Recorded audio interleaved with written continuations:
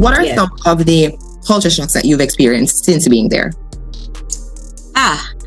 When I came off the plane, that's the very first day, I saw everybody in these black shrouds. You know, you read about it, but let me not call this shroud. They're actually abayas and hijabs.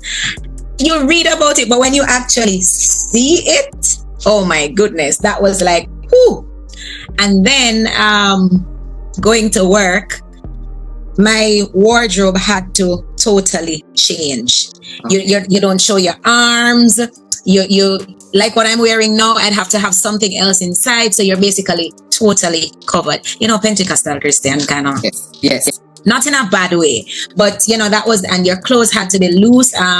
You had to ensure that your form and your figure was not pronounced. And you know, as black people, because I'm black, you know, as black people, I need to put that in there. Yes, black.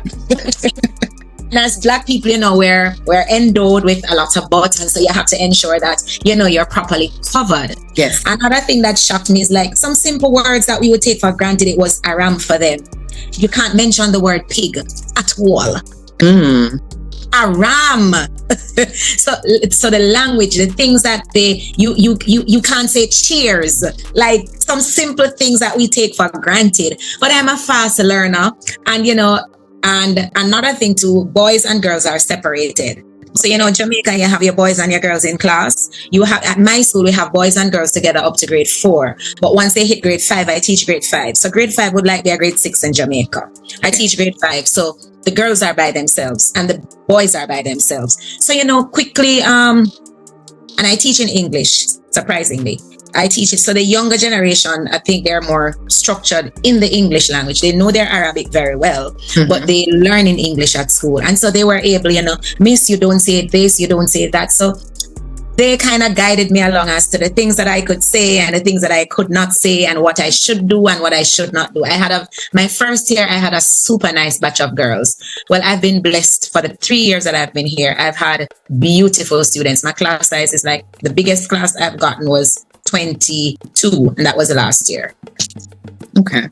It sounds as if, though you had to adjust, the adjustment was quick. And yes, you're actually liking being there. Yes. Yes.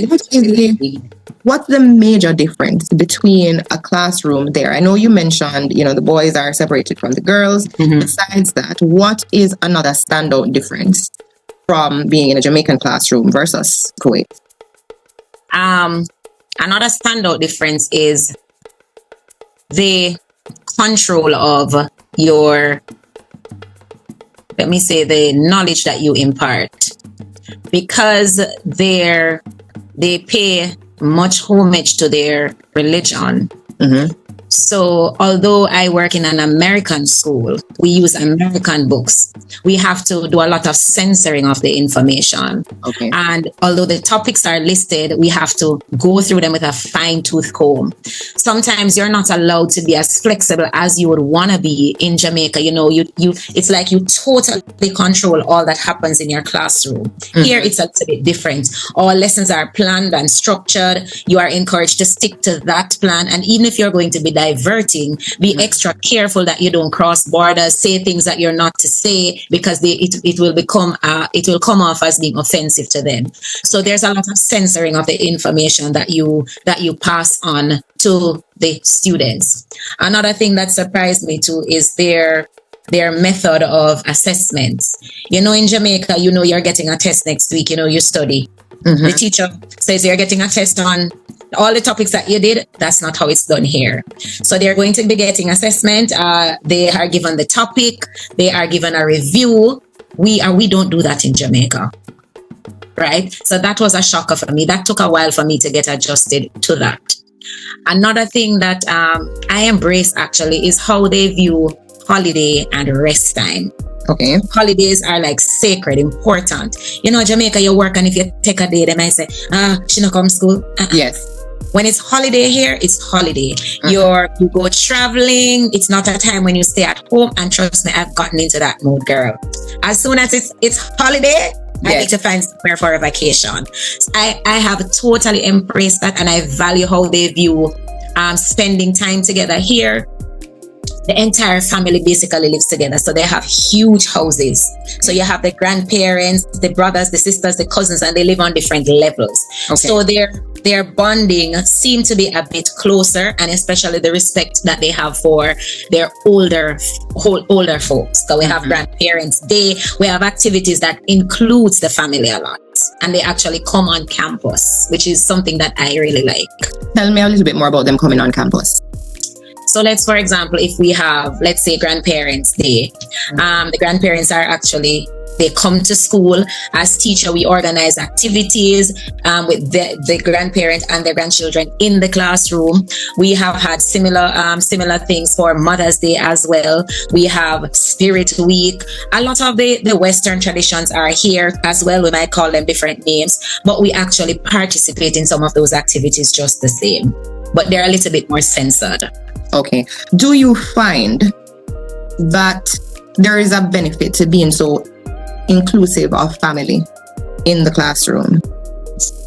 I think so. It has its advantages and disadvantages, because in a private setting, when there's such a big involvement, it also affects, your freedom to how you impart the curriculum. It's like they are more on the side of giving orders and commands. They are more listened to, as opposed in my classroom in Jamaica. It's like whatever you say go, the parent will accept. Right. Here it's kind of different. If it's something that they don't believe in, they're going to stick out, and sometimes the school actually gives them the leeway.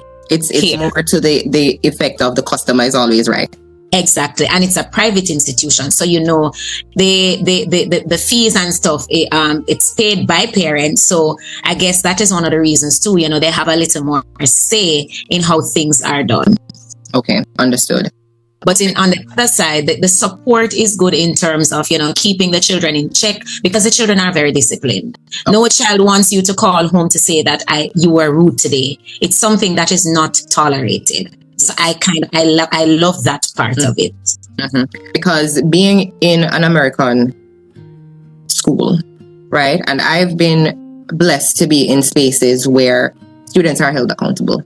Mm-hmm. But I have heard many stories. You come across just a plethora of stories on social media where, teachers complain about parents, and they complain about how indisciplined the students are, and how there is such a great lack of accountability both on the student and the parent part.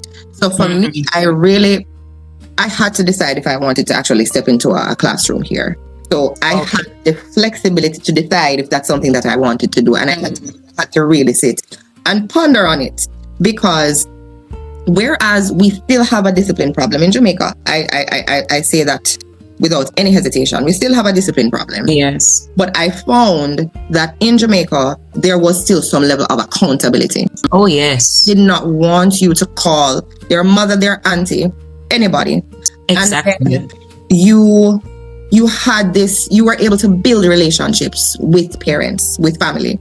So yes. John decides that he wants to act up. John's mother on a different level.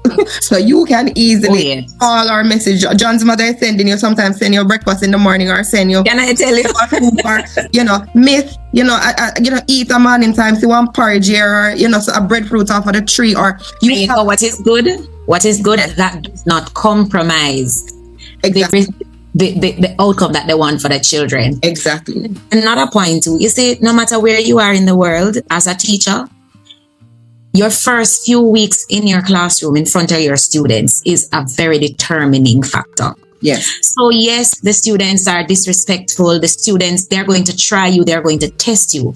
But if you lose that window the first 2-3 weeks, that's it for you for the year. Mm-hmm. And I have managed to make use of that window. So I've not experienced a tumultuous classroom where things are haywire. I don't have that issue. I never had it in Jamaica, and I certainly don't have it here. Mm-hmm. And in Jamaica, it would be easier to manage, because you can punish more. You can probably do a one slap here.